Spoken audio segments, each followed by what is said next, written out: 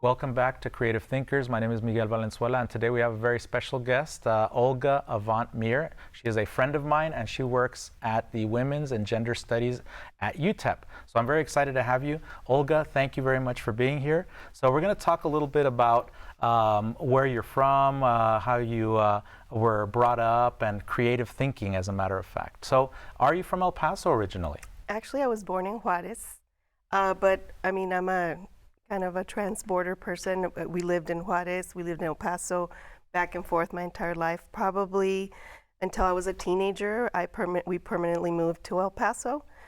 So I got to travel back and forth to Juarez and Mexico all of my childhood and early adolescence. So culture is a big part of your life? Culture is huge, and it's one of the biggest part of my, identity is one of my most important things that I feel influences a lot of the creative aspects of the things I do. And I want to honor the culture, but also give it a new twist and things like that. So culture was a big part of growing up and even now. And through your family, do you think that that was a big influence on your creativity? Definitely, in very different ways. Both of my parents and even my grandparents are very creative people.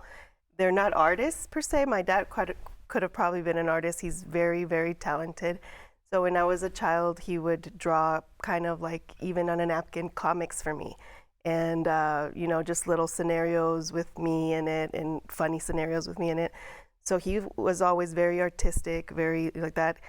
He was in business. He had nothing he did was, he didn't make a living out of art. It was more of a hobby, but he should have definitely exploited that about himself because he was very talented. My mom, on the other hand, and he knew a lot about art and things like that. My mom, on the other hand, she grew up as a very, very young as a factory worker. So for her, like, necessity is the mother of invention. My mother is the mother of invention. She had a lot of need growing up and drive. So this is one of the things I really believe about creativity. It solves problems.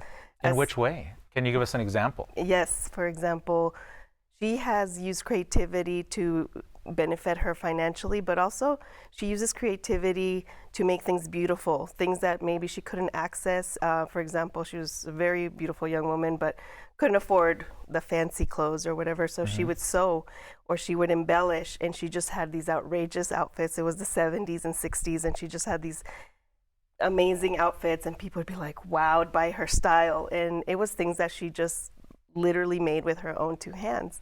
Growing up, you know, it was a different financial situation, but she always found just solution to a problem. You know, too much light comes into this room, so she would make beautiful curtains, or we would just be bored, and she would sit down with me, and we would make clothing for my Barbies and things like that. So she always had a creative answer to a lot of things, and I think that I have a lot of influence from her. I'm nowhere near as talented as she is, because not only does she have a great eye, she just has an amazing craftsmanship with things she makes. She's a perfectionist, and she just makes things, I mean, and people can't believe they were handmade, you know, because people just think, oh, it's going to look really scrappy if you hand make it. No, her things are just really beautiful and very well made, and that's kind of her pride. I mean,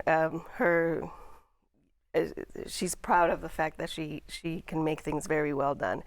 And so creativity, I think, in her life solved a lot of solutions, because when you need or you want and there's not a lot of access to things, you make them. Right. And now as an adult, even in the job I have now, which is an office job, we don't have a lot of funding. So you will find that we get very creative, and we have events that we've pulled off where we had 500 guests and we spent $500 on it. Wow. And just from getting very, very creative and kind of delegating things to other people, but also just with materials, we just recycle, repurpose, reuse, and people don't understand that, different departments and even in universities and things like that get different funding. Some departments get a lot of funding, some don't. We happen to not have a lot of funding, but it really brings out the creative aspect or our creative sense. Juices flowing, right? Yes, and luckily a lot of people that are creative are close to our program, and they help us with images and things like that, and we end up making beautiful things just out of necessity that might have not happened if we had the budget. It would have probably looked sharper, but not as beautiful and with artistic. that personal touch, right? Exactly. Do you remember when you were a child one particular thing or event that you maybe had with your family or with your parents that kind of pushed you into what you were doing today? This whole creative thing? Maybe sewing with your mom or something that she said? Well, you know what's really interesting? It happened at a later date, which I was always fascinated. I can't remember her name. There's this woman who I read one time that she started painting when she was 95, and then she started to sell her paintings, and she became this kind of, she lived on her paintings, and she was able to make a living out of paintings at 95. So it's never too late to, a lot of artists, I understand, start when they're young and they're painting when they're young, but a lot of creativity can come up. I mean, I feel like I was always creative, and I was definitely always interested in art, and I've always been, more than an artist, I would consider myself somebody a curator, somebody who puts things together in a way that are pleasing. And I have a very, very specific way I like things to look. You can ask my husband, he goes crazy because I'll be like, nope, that's not just right. You need to move it a little bit here, and nope, that, we had a joke when we lived in Boston. He painted on one wall, probably, I'm not joking, 7 times a room because it was just not the right color. So I have a very specific idea of how I like things to look, and then I find the resources to put these things together in a way. So it wasn't so much as my childhood, but so my mother, like I said before, she worked in the garment industry all her life, and then, as you know, NAFTA happened. All of the factories went to Mexico. Then, especially here on the border, a lot of people lost very well-paying jobs, Levi's, Farrah, all of those places. So there's all these women that are very highly skilled, and then there's no jobs. Well, then my mother took ill, and she just was, she's had on and off illness for years and years. So one of my things that I thought about is she still loves to create, and she would make things for my kids. So when I had kids, that creativity came back to her, Oh, beautiful. And to make things for my kids, just things for their room, clothes, and they were just beautiful. And people would ask, all right, where did you buy that? Can I buy that? Are you selling that? You can buy it from my mother. My mom made it, exactly. And I would go to the store, and I would design it, and I would draw it, and I would say, this is exactly what I want. Put pockets here, do this and that. And she's just, I would give her my plans, I would give her the fabric, and then she would make something even better than I had planned for her. Gosh. So because she can almost just read my mind. So just by explaining it to her, she would just get it. So then we started to make bags, and I'm always carrying 300 things because I'm working, kids, books, whatever. So I always love huge bags, and then I put everything to organize my stuff. So people start to say, where'd you get your bag? Oh, my mom made it. So that's where all of this stemmed from. That's where this came from. Oh my People gosh. said, you can, if I pay you, will you make one for me? And I thought, well, okay. And this was so off, not anything we had planned on doing, but my mother had the skill. She wasn't working at the time. So, you're on a fixed income, you're an older person. And I said, you know what, let's try to make 10 bags. Let's see how it goes. I got connected to somebody at the punk rock market, Leah, and she loved my bags. I mean, she's one of my biggest supporters. And this is another way that creativity just, I have my 9-to-5 job, but this job, and I love my 9-to-5 job, but this job fulfills me in other ways that a 9-to-5 job doesn't. Right. Because I get excited about fabric, I get excited about the other vendors are incredibly creative people, things that you're just like, how does someone even think about creating something like this? And so I contacted Leah, And she said, send me pictures of your things. I only had a few bags. She said, this is perfect. This is exactly what our market does, because they tend to have, it's not your mother's farmer's market. It is Right. Edgier, I mean, hence the name punk rock market. And I've always kind of loved the whole punk rock philosophy of DIY. I mean, even if I can afford it, I always love to DIY. You have to, I think. It's part of my life as well. Yes, and it's just, I get sad if I'm not making something or creating something out of, I mean, even a piece of wood. If I find scrap wood in the yard, I'm like, ooh, I'm gonna make something with this, and it can become hoarding of things because I have 1,000 projects waiting to happen. Right. But it's all part of the process, I think, right? Yes. And then one day you wake up and you're like, this is the day I'm going to do that. And it comes together, and it's this wonderful thing that you get to keep and that you made yourself, or that you get to sell. So we went to the market. Long story short, we sold out of the bags, and then people wanted more. And there are other vendors, local vendors, who are incredibly talented. I mean, and one of the things, especially now with our economy, I think, malls are becoming irrelevant. Right. People are shopping local. They're just much more conscientious, but also shopping local for items that are not just decorative, but that have a purpose. Mm-hmm. I find it so important. I mean, you really impact the local economy. Absolutely. You're not making some CEO a millionaire. You're making, you're helping a local family. You're helping the local people, that's right. And, with these vendors, at this market and other markets, they're just incredibly generous, creative people. It just, I mean, it might sound a little corny, but it just kind of fills your soul with just good stuff. And it makes you want to support them. Some of them are chefs, some of them are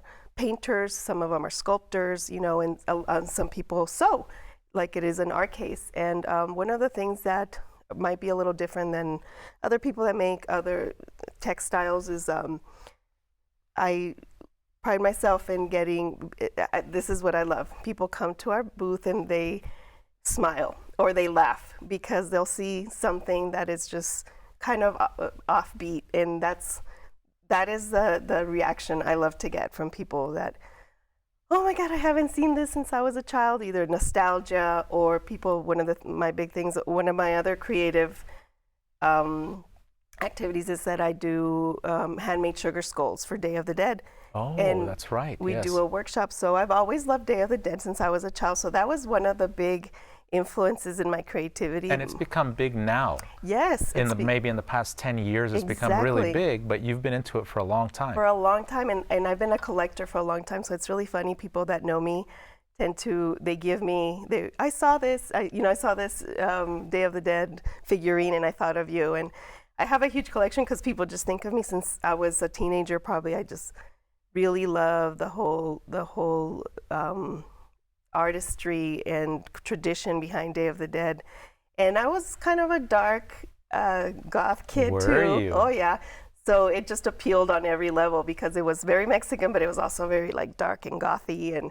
But I think there's a lot of misconceptions about Day of the Dead as well. And I'm glad that you're bringing it to light so we can see these images. Like we're looking at a skull right here. Why don't you give us a little show of what you have? For example, you don't just do bags. No. You also do these. Tell us a little bit about this. So like I said, one of the things I like is for things to be quirky and everyday things that are, these are mitts for the oven. And, usually you have some that are flowers or your traditional, little polka dots. We don't do that. We do edgy or things that might have nostalgia. Some of the things are just things. Yes, I've seen a lot of very, very interesting fabrics. Where do you get the fabrics from? So we special order through, we have a couple of websites that we order through a lot. I mean, some of the fabrics we get from London. For example, we have a big, so this is how the fabric gets chosen. It started. It was influenced by people I love. So my children first. Mm-hmm. And one of my children's a huge reader, so she loved all the Roald Dahl books. Mm-hmm. So I thought, I'm making Roald Dahl bags. Well, I didn't realize that there's only one person that makes the Roald Dahl fabric, and it's in England. It's very expensive and hard to find, but I just had it in my head that that's kind of our thing, because we're Snozzberries bags, Snozzberries from Willy Wonka. Right. And so it started with, those were the fabrics. And then my son liked, you know, a certain obscure anime thing that was, you know, that he liked at the time. So then it was just kind of a lot of pop art kind of things, but then my love of Day of the Dead came through, so I started to also in Mexico ordering fabrics, asking people that would visit, when you go to a market, if you see fabric, can you please get it for me? Oh, wow. And so this is exclusive.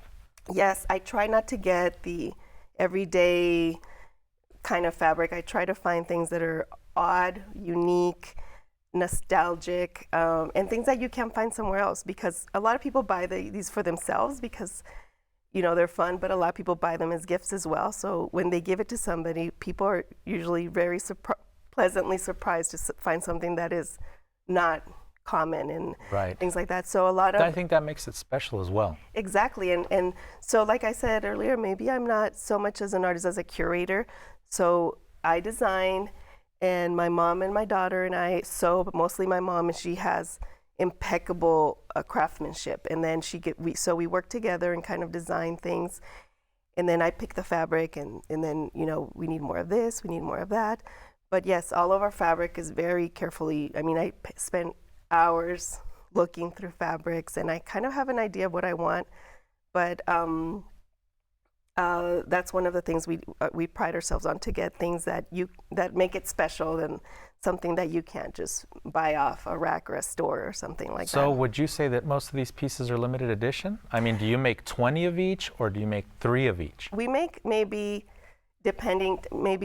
10 of each, sometimes less, but the fabrics go out of print. So once they're gone, they're gone. So once they're gone, they're gone. We do have a certain one of our suppliers who prints it for us. So if we really love a print, they will reprint it. But they also say sometimes we can't make it. So there's, for example, the Roald Dahl fabric. I get really excited when people get excited about it, because I'm thinking, oh my God, that is so rare. I love that you love it. And it's so specific. But that happens with other, for example, this is the last of that fabric. I cannot find it to save my life. And that's the last bag. And that's one of my biggest sellers. And I became a fabric nerd, because, you know, it's so visual, and it's so well made, and people just, you know, wear it, and they're so excited. And sometimes I was downtown and I saw a woman with one of these bags, and I thought, that's mine. That's my bag. Exactly. So we take a lot of care in looking for these fabrics. Also, we try to find something that is music, everything that appeals to us as a family. It's somehow ends up being in one of these fabrics. Goes into Snozzberries. Goes into Snozzberries, yes. So how did you come up with Snozzberries? Tell us about that. Obviously, it's from Willy Wonka, but how did you pick that one, as opposed to any of the other candies? My kids, like I said, they love Charlie and the Chocolate Factory. And Sophia, my eldest daughter, she's just read all the Roald Dahl up and down, and she was younger when we started this, and she was one of the biggest influence in starting this, because it's actually one of the reasons we started doing it as well is because we were trying to fund a school trip for her, and this was her fundraiser. So that's how it also came to be.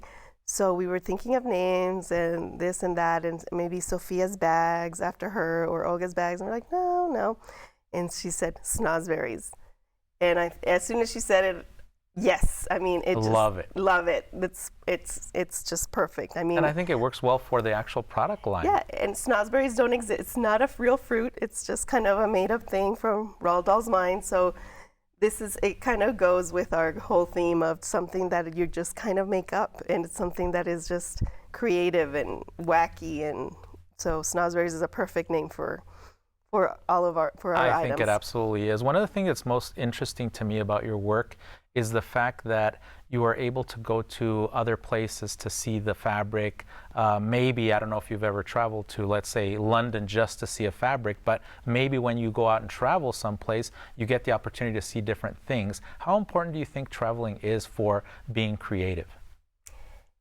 traveling, I think, is important for everything, not just being creative, but just to kind of have a different perspective on how things work, how the world is. It's not just your little space and bubble, and it really gets, like you said, those juices going.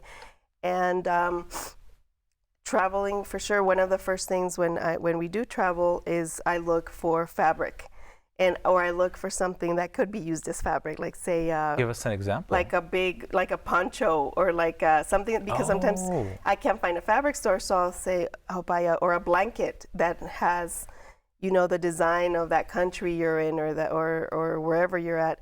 So maybe you can't find fabric, but I always think I can make this into that.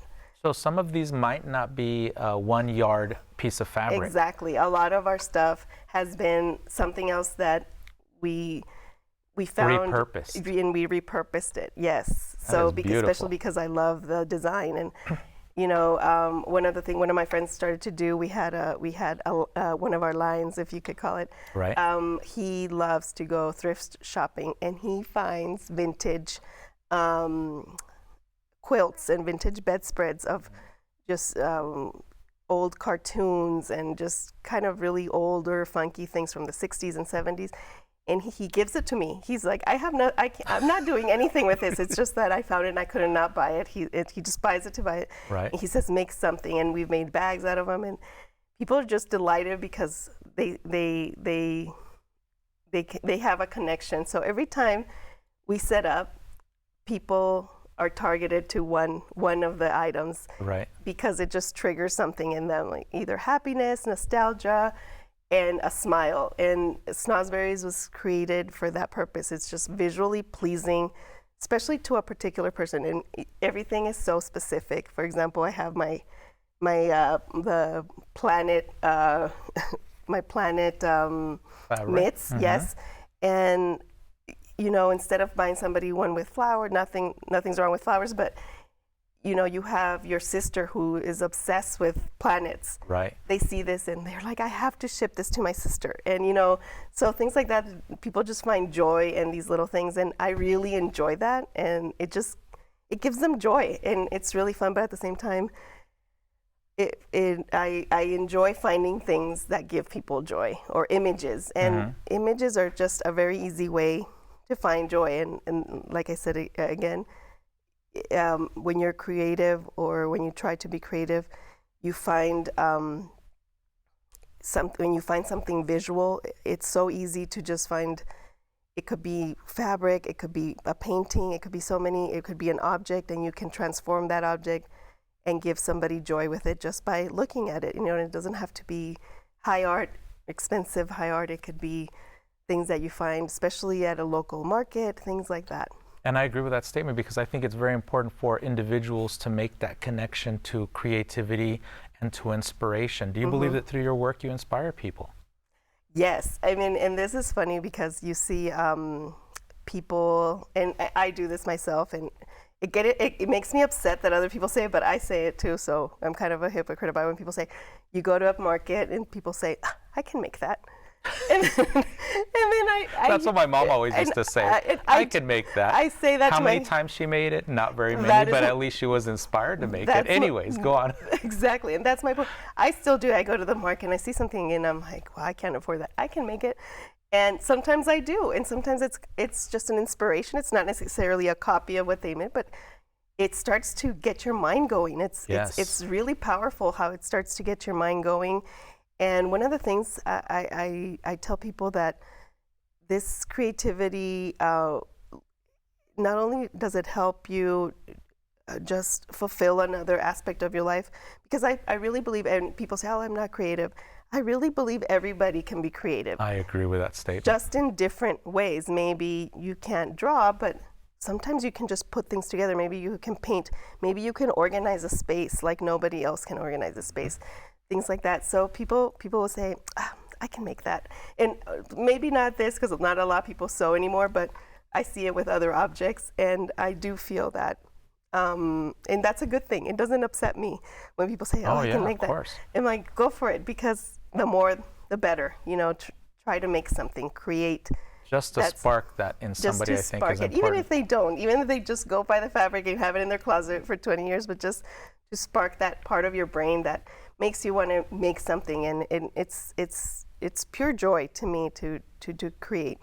Absolutely. So speaking of sparking creativity, what's the next step that you're going to be taking here? You guys have a market that's coming up that you could talk about? Yes, January 23rd, we have the punk rock market at Undisputed Craft House, and it is fun, and it's for the whole family, and there's usually music, food trucks, the most creative people making the most creative things that you didn't even know existed.